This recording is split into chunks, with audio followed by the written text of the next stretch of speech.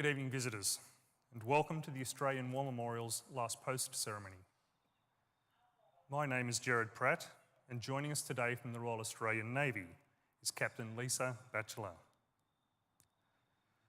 Today, we commemorate the 20th anniversary of the invasion of Iraq. While conflict in Iraq may seem like an unlikely modern phenomenon, Australian forces have been deployed to Iraq a number of times over the past century. In 1915, airmen of the Australian Half Flight supported British Indian forces in a failed land campaign to secure rich oil deposits from the Ottoman army and uncooperative Arab communities.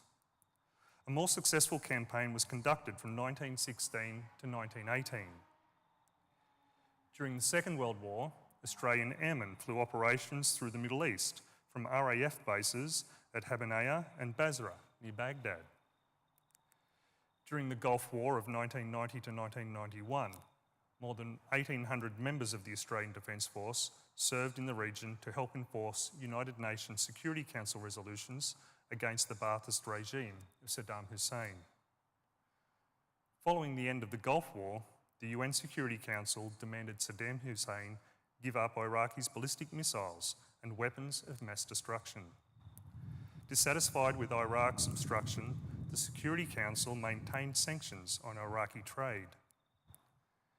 In 2003, the United States asserted that Iraq was still concealing weapons of mass destruction and had forged links to Al-Qaeda, who had perpetrated the 9/11 attacks on the United States. The US demanded military action against Saddam's regime, but the UN did not agree. Weapons inspectors were reporting very little in the way of prohibited weapons and materials. Unable to obtain UN support to overthrow the regime of Saddam Hussein, the United States pressed ahead with a coalition of the willing, with support from Britain and Australia. Today marks 20 years since US, British and Australian forces participated in the invasion of Iraq. FA-18 Hornets from the Royal Australian Air Force provided close air support to coalition ground forces and air interdiction against Iraqi forces. The Royal Australian Navy played a significant role in the Persian Gulf. HMAS Canberra provided a command and control capability to coalition forces and was involved in the capture of Iraqi ships carrying a large quantity of sea mines. HMAS Anzac provided naval gunfire support in support of Royal Marines who went ashore on the Al-Faw Peninsula, and an Australian Special Forces task group secured parts of western Iraq to prevent Scud missiles from being launched by Iraqi forces. On the 1st of May 2003, US President George W. Bush declared an end to the major combat operations, ending the period of invasion and ushering in a military occupation that would involve the Australian Defence Force until 2009. Today, we remember the invasion of Iraq. We pay our respects to those commemorated here on the Roll of Honour and to those who returned home. Today, we warmly welcome Mr. John King, President of the Return and Services League of Australia, ACT branch. We welcome the veterans who have served, those who are still serving, and the families that love and support them. The live stream of this ceremony is made possible by the Return and Services League of Australia and the RSL and Services Clubs Association. We welcome members who are watching the broadcast of this ceremony from across Australia. During this evening's ceremony, wreaths will be laid at the base of the pool of reflection by visitors to the memorial. If able, please stand and join in singing the National Anthem.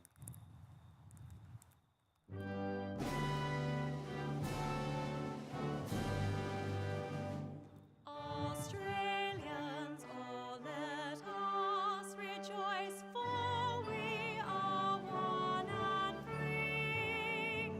With golden soil and wealth for toil, our home is got by sea. All our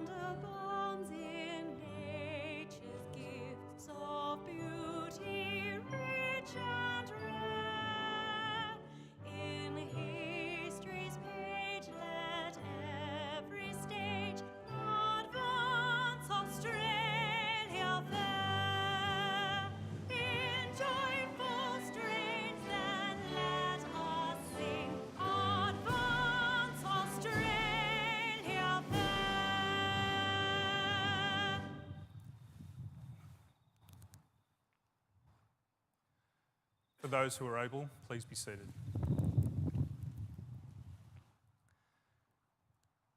The Australian War Memorial was the vision of Charles Bean, Australia's First World War official historian. Bean landed with the Australian troops on Gallipoli and stayed with them at the front through until the end of the war.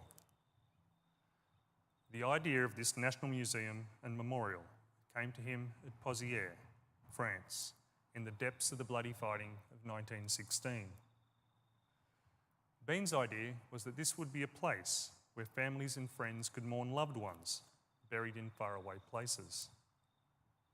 It would also be a place that could help all Australians understand what these men and women had endured and what they had done for us. Bean's vision, to which we remain true, is best expressed as inscribed in the entrance to the memorial's galleries. Here is their spirit, in the heart of the land they loved, and here we guard the record which they themselves made. Tonight, we will read the story behind just one of those on the Roll of Honour, which lists the names of more than 103,000 men and women who have given their lives for us in war and on operations for more than a century. But first, we present a lament, Flowers of the Forest. Wreaths or floral tributes will now be laid at the base of the Pool of Reflection.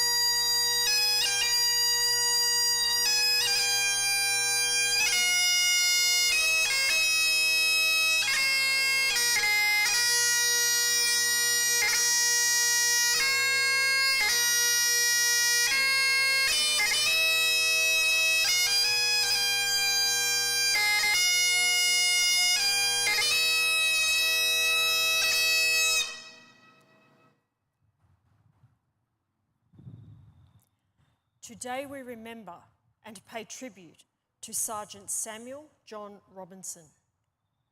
Samuel Robinson was born on the 5th of March 1897 in the town of Lal Lal near Bendigo in Victoria. He was one of 11 children born to labourer Samuel Robinson Sr. and his wife Wilhelmina. Samuel received his education at Mount Doran State School, where he was a member of the cadets before training as a blacksmith. At the outbreak of the First World War in 1914, Samuel was working as a labourer. Samuel Robinson enlisted in the Australian Imperial Force on the 30th of July 1915. He was assigned to reinforcements of the 23rd Battalion and began a short period of training in Australia. He embarked for active service in April the following year sailing from Melbourne on board the troopship Malwa. After several weeks at sea, Private Robinson arrived in England. With his unit in camp, he continued training alongside other new recruits before joining the rest of the 23rd Battalion at the front in early October. Having narrowly avoided being drawn into the horrific battles at Pozières and Mouquet Farm, Robinson and his unit travelled to Belgium, where they worked on labouring tasks and training. Robinson's battalion returned to France in November, just in time for the onset of a bitterly cold winter. Like many others who suffered in the difficult conditions at the front, Robinson developed a bad case of trench foot and was sent to a hospital behind the lines for treatment. He rejoined his unit in December of 1916, spending Christmas Day in the trenches. Early 1917 was marked by the German strategic withdrawal to the fortified Hindenburg Line. Their retreat was eagerly followed by Allied units who seized their opportunity to push the enemy back.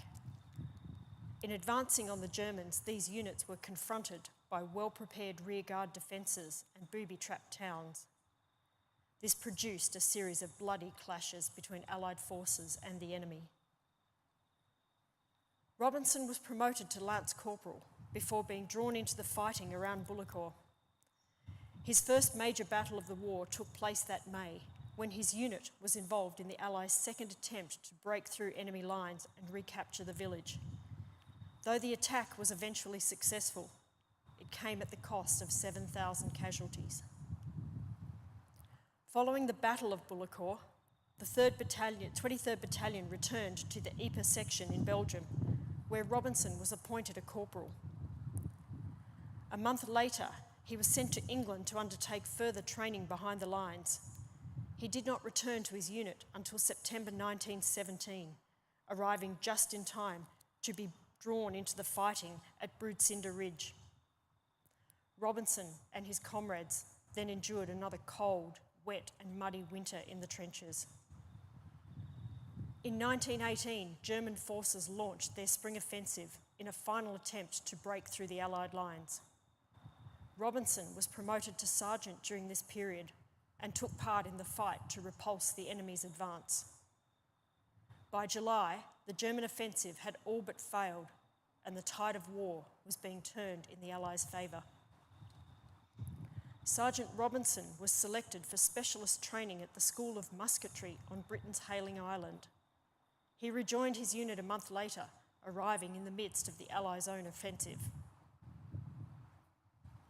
Robinson's unit took part in some pivotal battles that marked the beginning of Germany's defeat, fighting at Hamel and Amiens and later at Mont-Saint-Quentin.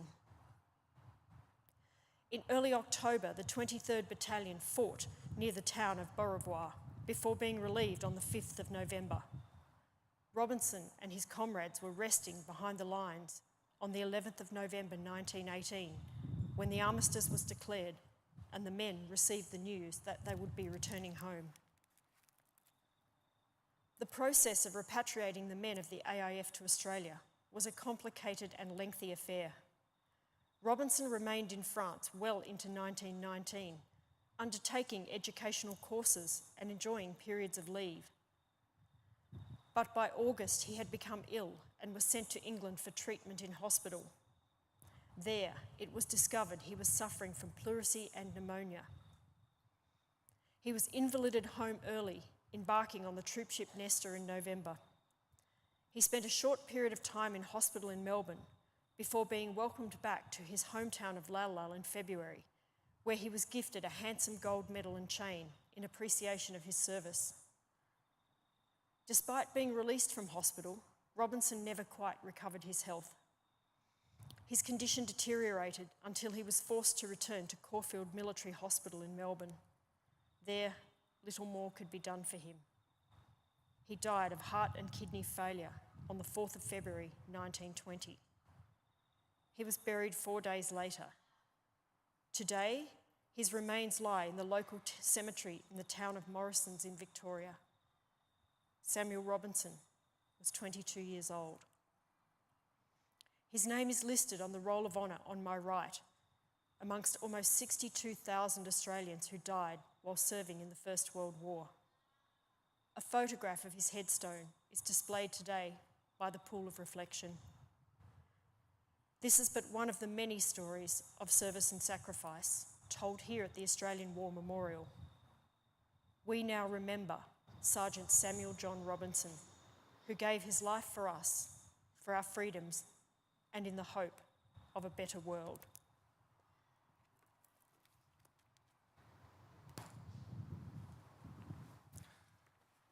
If able, please stand for the reading of the ode and the sounding of the last post.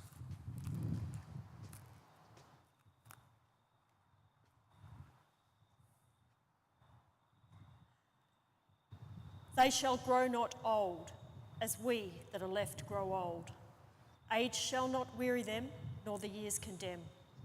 At the going down of the sun and in the morning, we will remember them. We will remember them.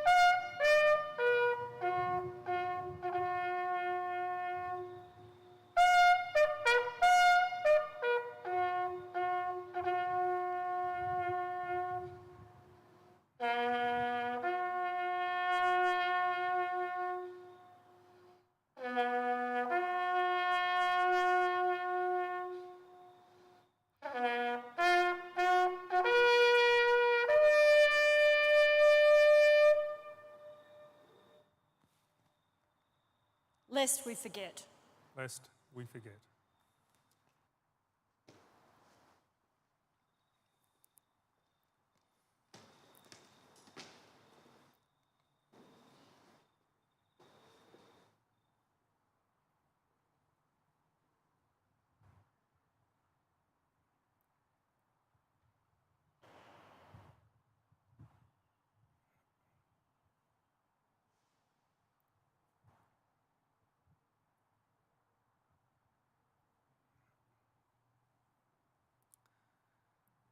We leave you this evening with the words of the memorial's founder, Charles Bean. Many a man lying out there at Pozieres, or in the low scrub at Gallipoli, with his poor, tired senses barely working through the fever of his brain, has thought in his last moments, well, it's over. But in Australia, they will be proud of this. Ladies and gentlemen, girls and boys, that concludes the last post ceremony. On behalf of the Director, staff and volunteers, thank you for visiting the Australian War Memorial today and for your continued support of the Memorial's development project. We wish you all a very pleasant evening. Thank you.